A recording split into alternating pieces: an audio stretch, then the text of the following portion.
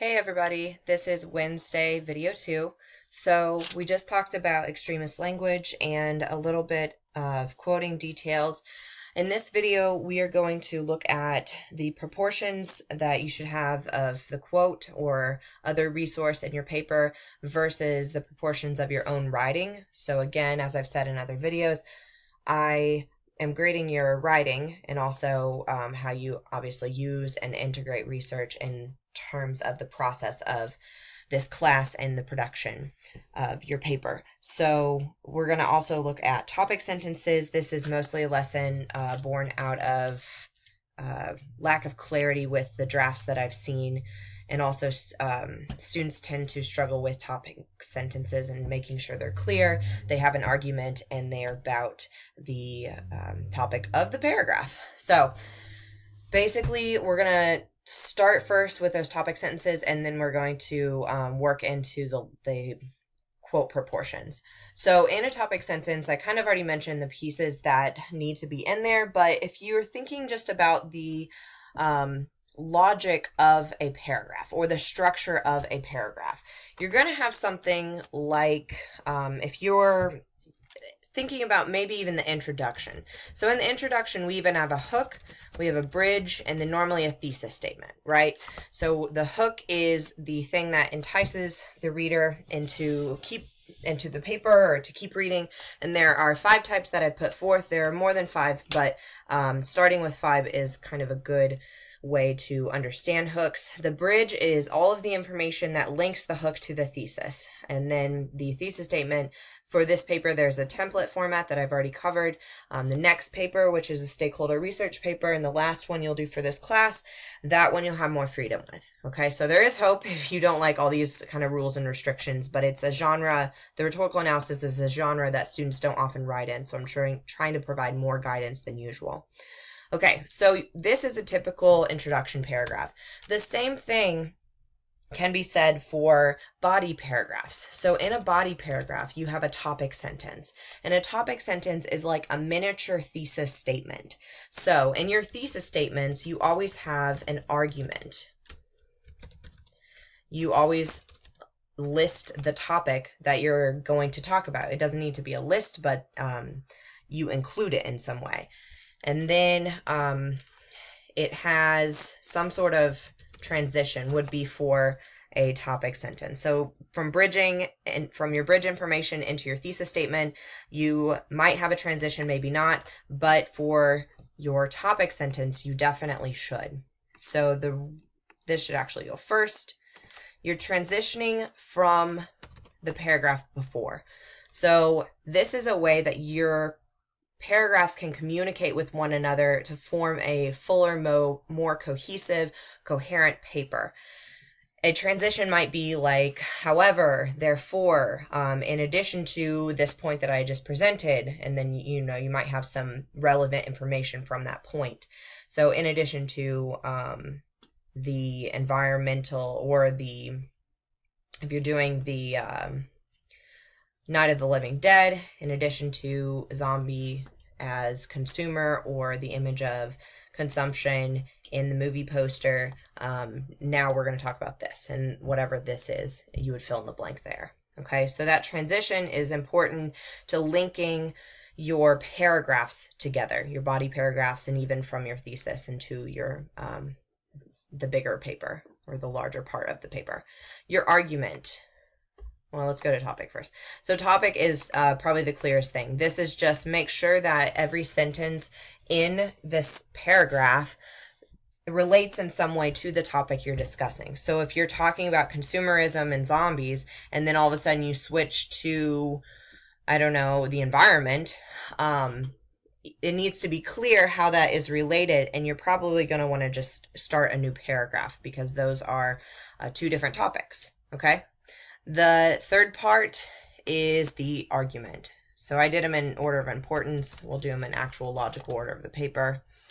The argument. This is a huge part for early writers, is what we'll call you guys.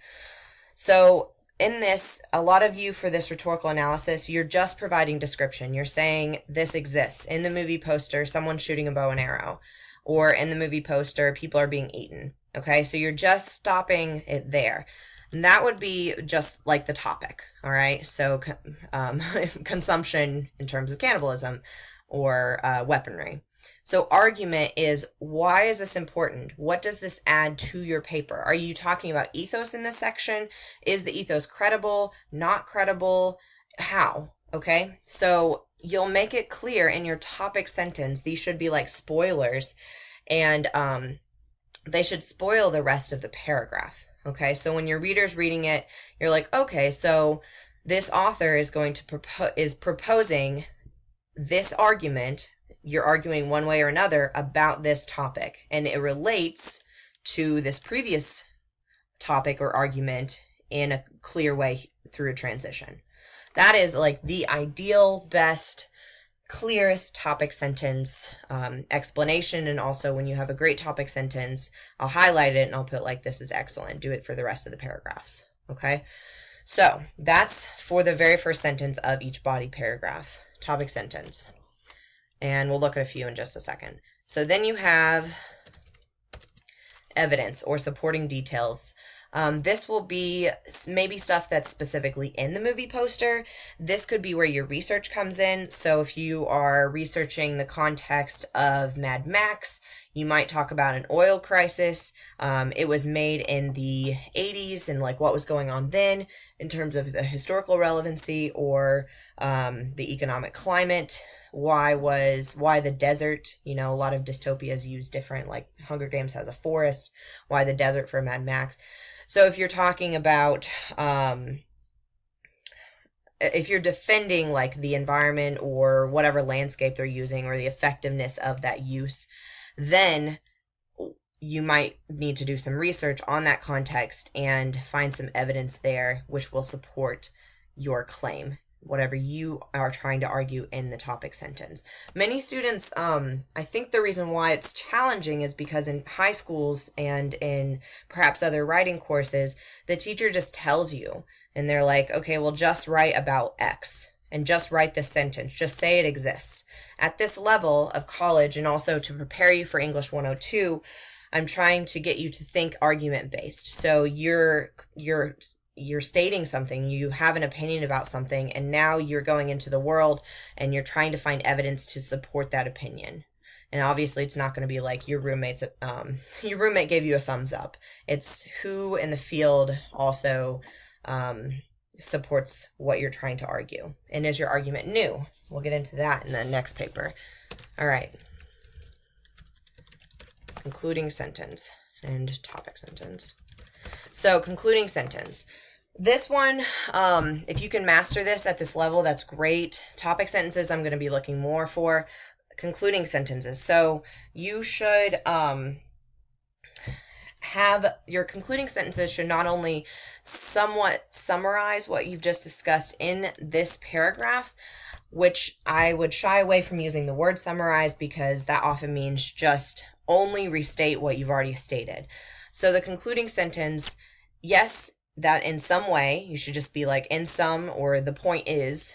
However, the concluding sentence is a great time to connect this one paragraph to your thesis statement.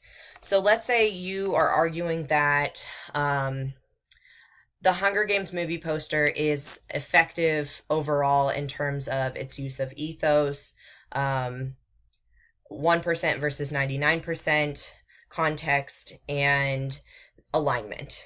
All right, those are your three main points for the paper.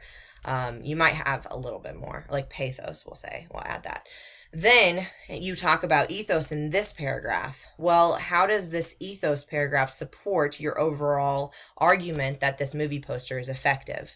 What does it add more? Is the credibility super important to, is it super important to have effective credibility or trustworthiness from the audience in order to argue that the overall movie poster is effective? I don't know. That's where in the concluding sentence you take the time to really explain that. Okay, just so we don't run out of time, let's go ahead and go down to our very, very last paragraph.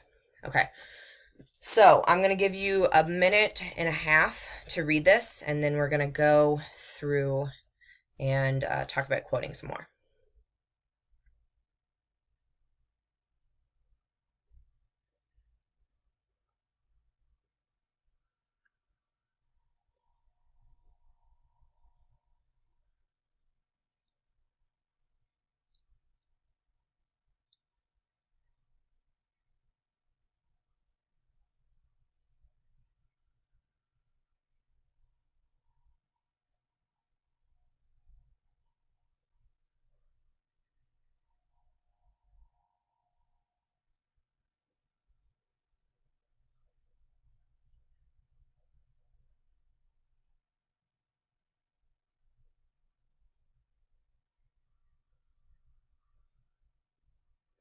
Okay, so the first off, I would look at this and I would say, okay, this seems like um, the transition sentence, if not the topic sentence. Girls are not only affected by the media. So I think, are not the only affected by the media. So now she's transitioning from girls and how the media is portraying them into like parents, all right?